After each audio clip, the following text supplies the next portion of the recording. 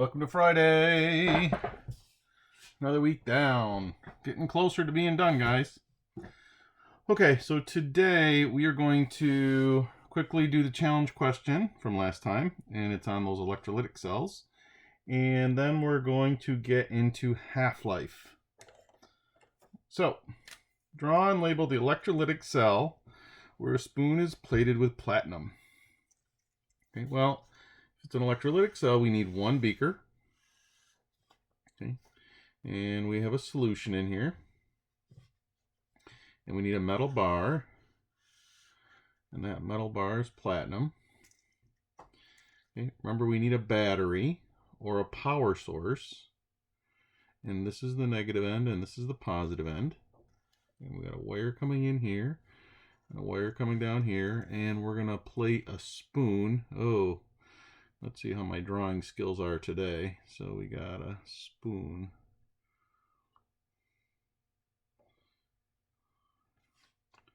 That's horrible. All right, and the metal touches the spoon. All right, and in here we generally have ions in the solution, and platinum has a +2 charge, so you would dissolve something in here, so we have platinum ions in here. Okay. And this is our general setup. Now remember, this is non-spontaneous. We have to force this reaction to happen. So we're going to take electrical energy and convert it to chemical. Okay. Now what we're going to do is we're going to turn this power switch on. And the electrons are going to be forced out of the negative end of the power source and into the spoon. And the spoon gets a negative charge.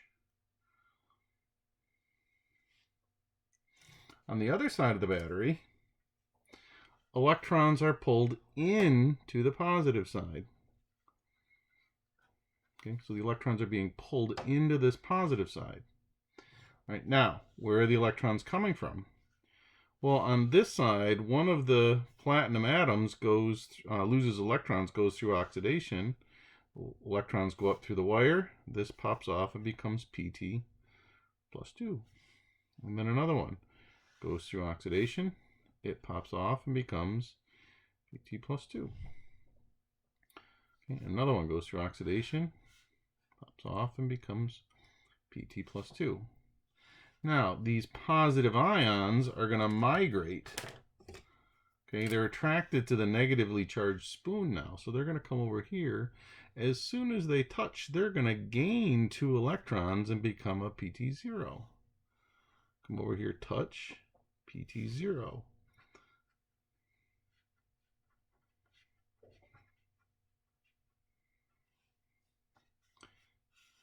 Touch, gain 2 electrons, become Pt0. And eventually, if we let this run long enough, we start to get a layer of platinum on this spoon. And it'll go all the way around. Right, now remember, on the other side, the half reaction is just the exact opposite. Here we have our platinum solid turning into Pt +2 plus 2 electrons. Right, now let's label our anode and cathode and stuff. Okay, so over here we're gaining electrons. Gaining electrons.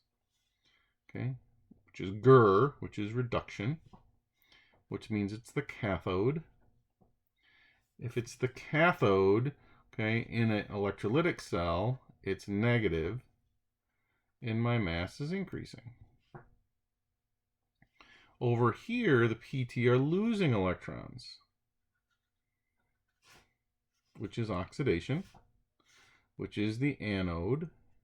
And in an electrolytic cell, the anode is considered positive, and my mass is decreasing. Okay, and that's our electrolytic cell. Okay.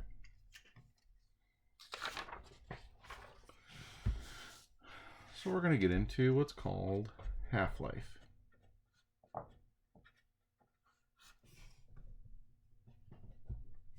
And in earth science, you actually dealt a tiny bit with half-life. Well, let's get into it. So there's a bunch of things that we just kind of want to talk about. Number one, the length of time for 1/2 of a given sample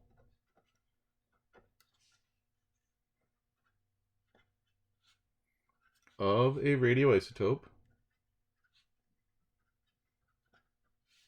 to decay.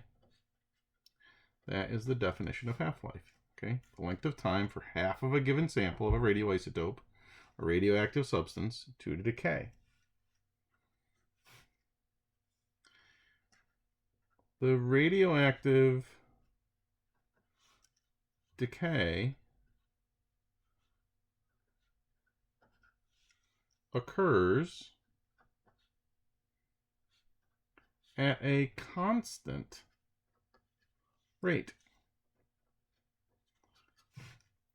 Okay, so radioactive decay, as it turns into something else, okay, its rate is constant. It is not dependent on temperature, pressure, or concentration. Okay, now let's talk about this for a minute.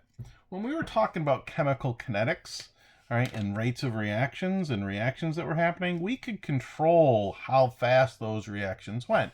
If we heated them up, we could make those chemical reactions go faster. If we cooled them down, we could make our chemical reactions go slower. Same thing with concentration. So we could change the rate of a chemical reaction. A nuclear reaction has a constant rate. Nuclear reactions have a constant rate. I should say nuclear decay reactions have a constant rate. Okay, it doesn't matter what temperature they're at. It doesn't matter what pressure they're at. We cannot change the rate of radioactive decay.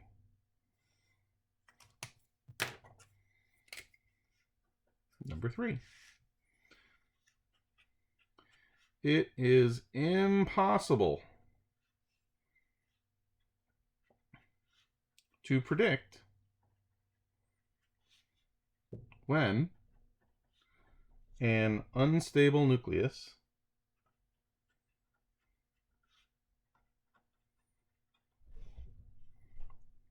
will decay. All right, so let's talk about that for a second. All right, let's just say that this is a sample of uranium-238. Okay, these are all unstable atoms. They're all, this is a radioisotope. They're all radioactive. They're gonna decay into something else.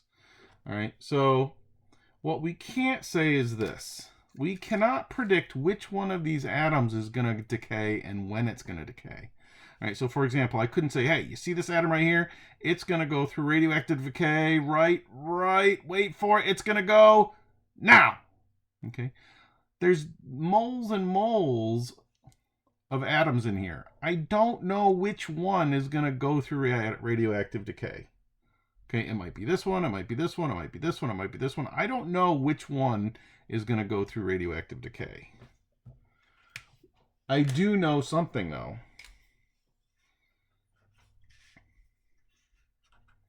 We can predict the number of unstable nuclei that will decay in a given time.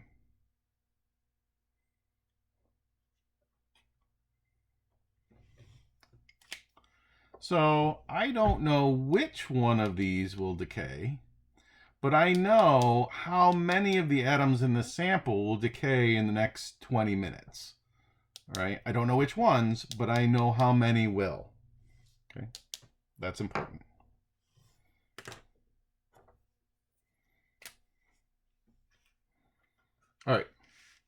Number 5. We've already talked about table N. Okay. And we're going to need it again for half-life. Okay, we're going to need it again for half-life. And I didn't bring one. Hold on.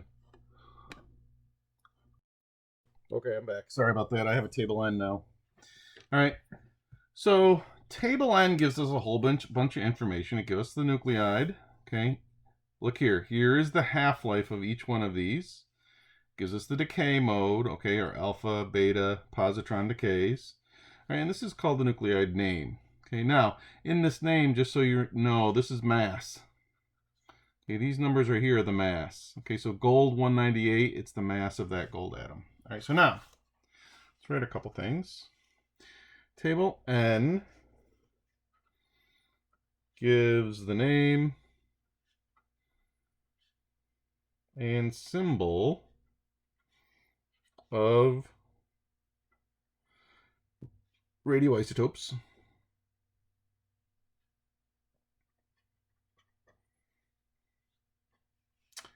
Gives the half-life and the decay mode. Okay, so we know all that. Now, the shorter the half-life, the more unstable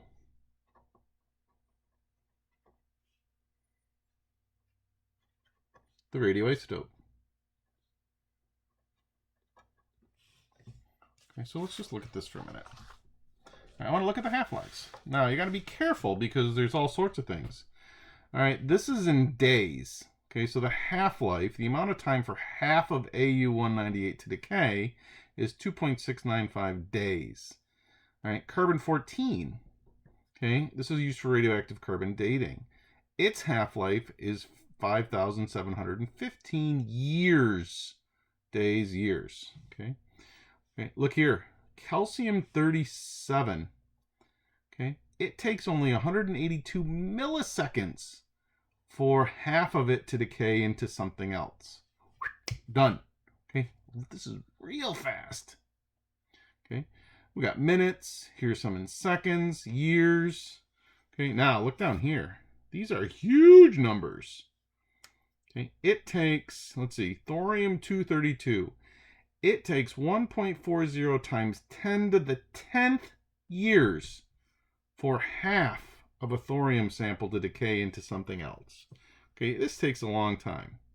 Now, the shorter the half-life, the more... None of these are stable. Hold on. None of these are stable. They're all radioactive. They're all going to turn into something else.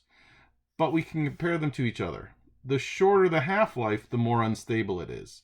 All right, so if we look at this guy, calcium-37, it's extremely unstable. It's going to turn into something else almost immediately. But these guys down here, they're relatively stable compared to some of these up here. Okay, so the shorter the half-life, the more unstable the radioisotope is. Okay. All right, got a quick couple problems for you to try. Which is more stable? Nitrogen-16 or phosphorus-32? Go ahead and do that one.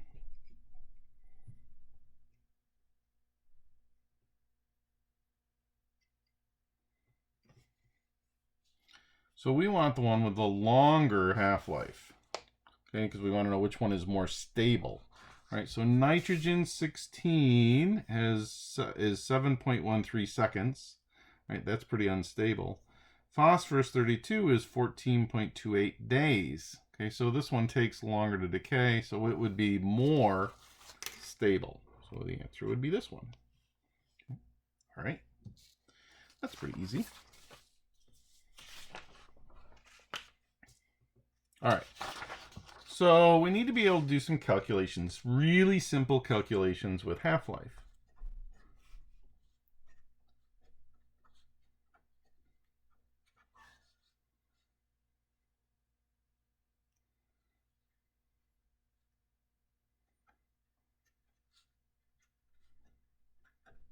Okay, calculating with half-lives. And it's a formula. Number of half-lives equals total time divided by the time of the half-life. All right, now I reduce this down. Okay, so how I write this is I say number half-lives equals total time over the half-life. And you can use this if you want. Okay, you can use this if you want. All right, now, okay,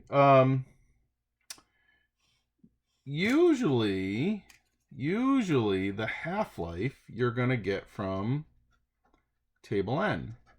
Okay, so you're going to be usually calculating either total time or the number of half-lives. Now, number of half-lives. We can get this a couple different ways. Okay, sometimes we're just going to count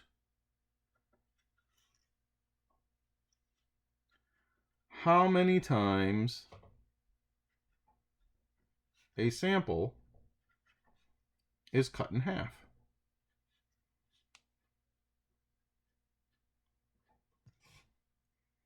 Okay, so let's say a sample decays from 100 grams to 12.5 grams, and I want to know the number of half-lives it's gone through. Well, remember, a half-life is the time it takes for half of it to decay. So we're starting with 100 grams. It goes through a decay. After one half-life, how much of that 100 grams is left? 50 grams is left. After our second half-life, 25 grams are left. After our third half-life, 12.5 grams are left. So how many half-lives does it take to go from 100 to 12.5? It takes 3 half-lives. Okay, so that's one way we can calculate the number of half-lives.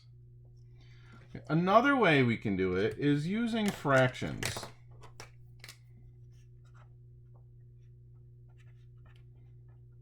But it's really just like this, but okay, you might get something like this. What fraction remains after 5 half-lives? You got to think about this. Okay, so when we start this way, we're talking about fraction. When we start, we're talking with the whole thing. We're talking about the whole pizza pie. Okay, so we start with 1. Okay. After 1 half-life, how much of that pizza is left? Or how much of that sample is left? 1/2 of it is. After our second half-life, how much is left? 1/4. After 3 half-lives, how much is left? 1/8. After 4 half-lives, how much is left? 1/16. How much of the original sample would be left after 5 half-lives? 1/32. Okay, so sometimes we'll do this. Okay.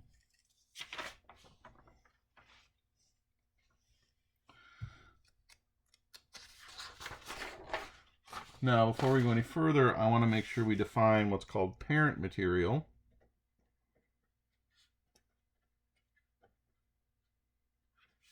And daughter material. And we've mentioned this already.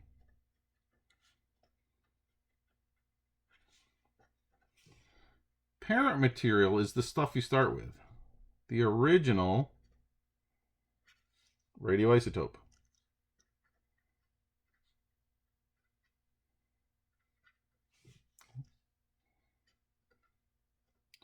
What you start with. The daughter material is the new material, the new stuff, how's that? The new stuff, it decays into. Okay. So the parent material is the original stuff. Daughter material is what it decays into. So just for fun, let's say we have some carbon-14. Okay, and it goes through radioactive decay. Right, and I want to write the equation. Well, okay, I need to go to the table N, and it goes through this B minus. And I don't remember what B minus is. So B minus, B minus is that beta particle.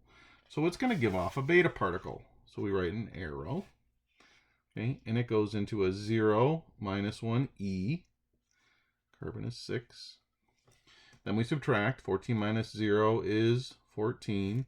6 minus 1 is 6 minus a -1 is 7. Okay, and what's 7? Do you know? Do you remember? How do we figure it out? Bueller. Nitrogen is 7. So now in this equation, the carbon is our parent material. This, the nitrogen, would be the daughter material.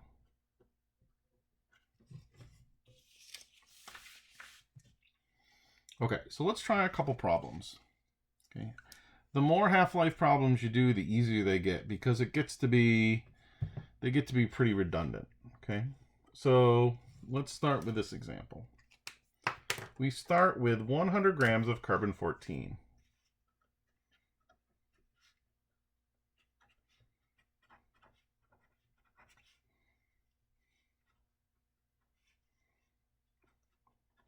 How long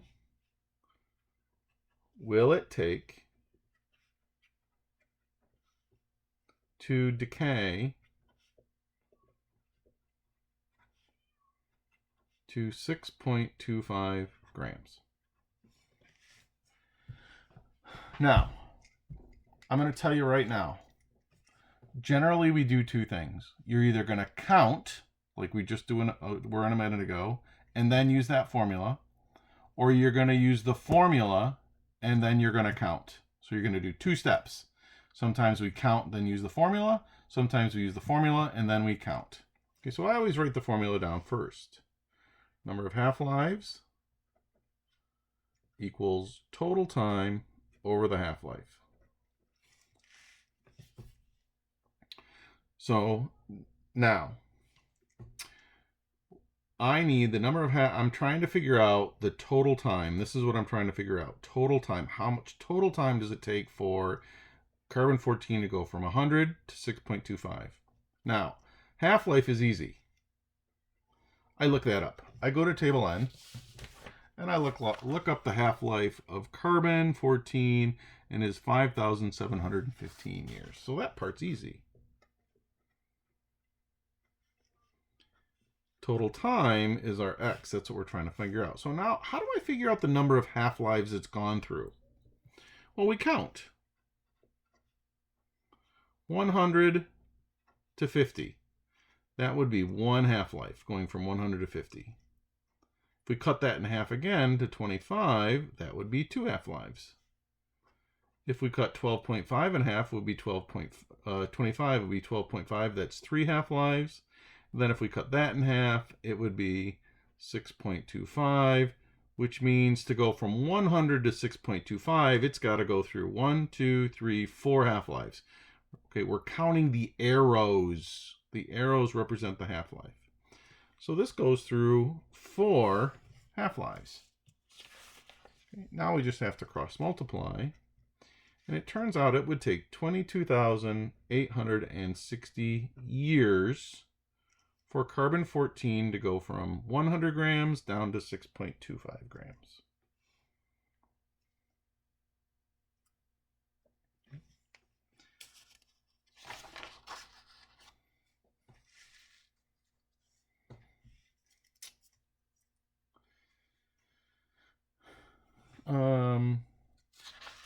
Let's do this here. Okay, so this is kind of like the A part. Let's do a B part.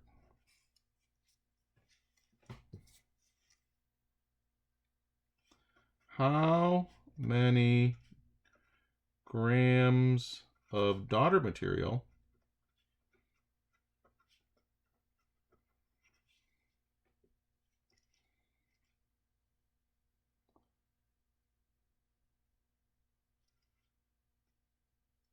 after the 4 half-lives?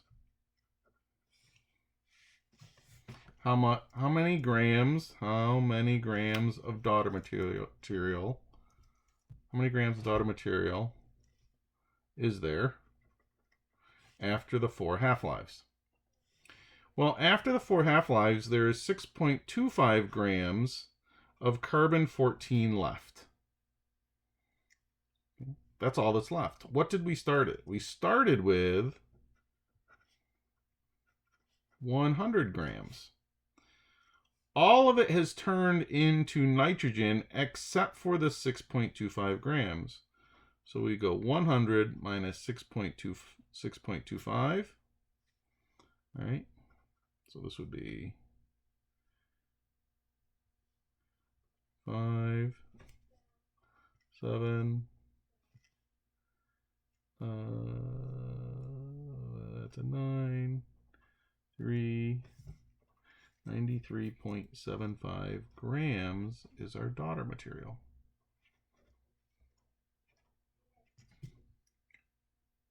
So if you add the daughter material and the parent material, this is my parent, you will always get your total.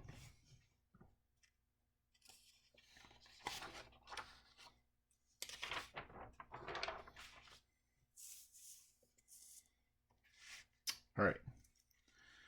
Chromium 51 is an unstable isotope with a half-life of 28 days. Okay, so the problem is giving us the half-life. A. What fraction of a sample of chromium 51 will remain after 168 days? Right. So this time we want to know what fraction will be left. All right, so now number of half-lives equals total time over half-life. Now, we need to know the number of times it's been cut in half. That's what we need to know. We know our total time was 168 days. That's what this is. It gives us our half-life of 28 days. So it has gone through 6 half-lives. It's been cut in half 6 times. Okay, so we want to know what fraction's left. Well, we start with a whole. We start with that whole pizza. After the first half-life, only half of it's left. After the second half-life, a quarter is left. After a third half-life, an eighth is left. After a fourth half-life, a 16th is left. After that fifth half-life, 1/32 is left. Finally, after 6 half-lives, 1/64 of the material is left. Okay. Now, there is another way to do this. Okay. You can do, okay, if you know that it goes through 6 half-lives, there's another formula. Mathematically, we can just do 1/2 to the number of half-lives. Okay, as an exponent. So we could do 1/2. We know that it goes through 6 half-lives. So you could stick that into your calculator and you'll get the same answer. 1/64 of that sample's left. You can use this if you want. That's okay. All right, let's do the B part.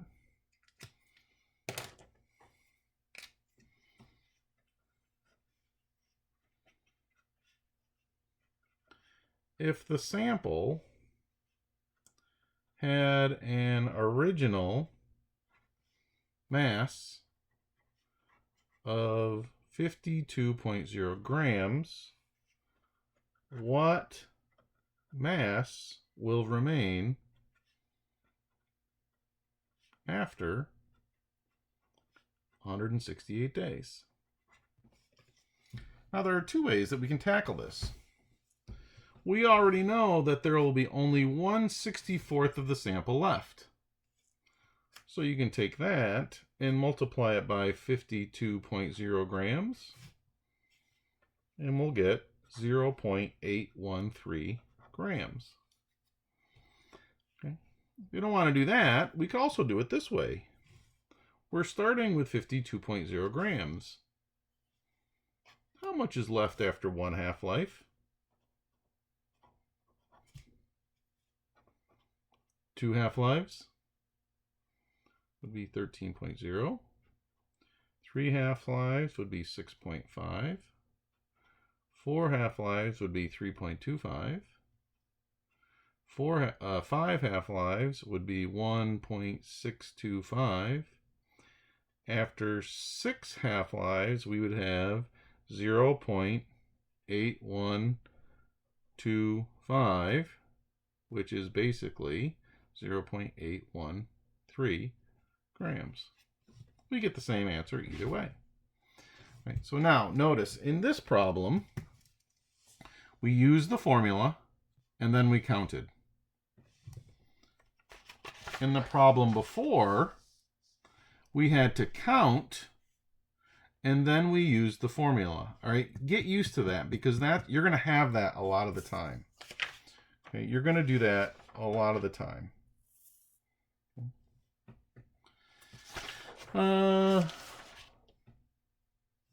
Let's try one more.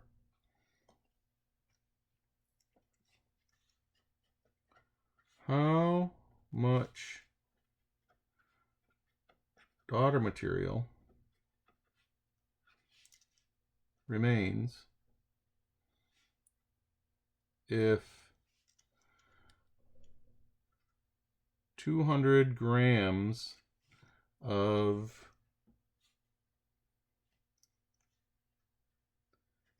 AU 198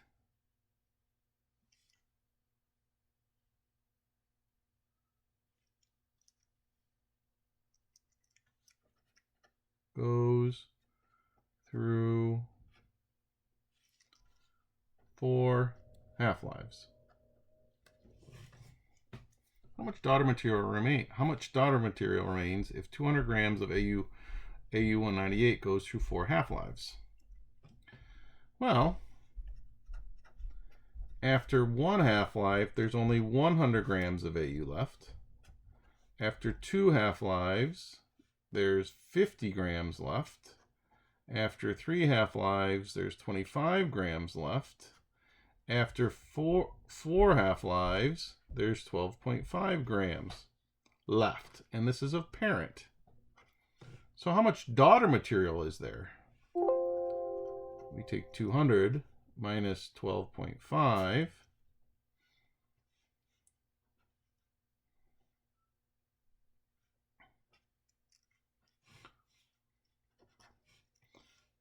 So there's 187.5 grams of daughter. All right. So that's all there is for half-life. All right, you need to practice these. Okay, so I'm giving you a bunch of practice problems for the weekend. All right, and work on them, and then we'll spend some more time with this on Monday. All right, have a great weekend, and we'll talk to you soon.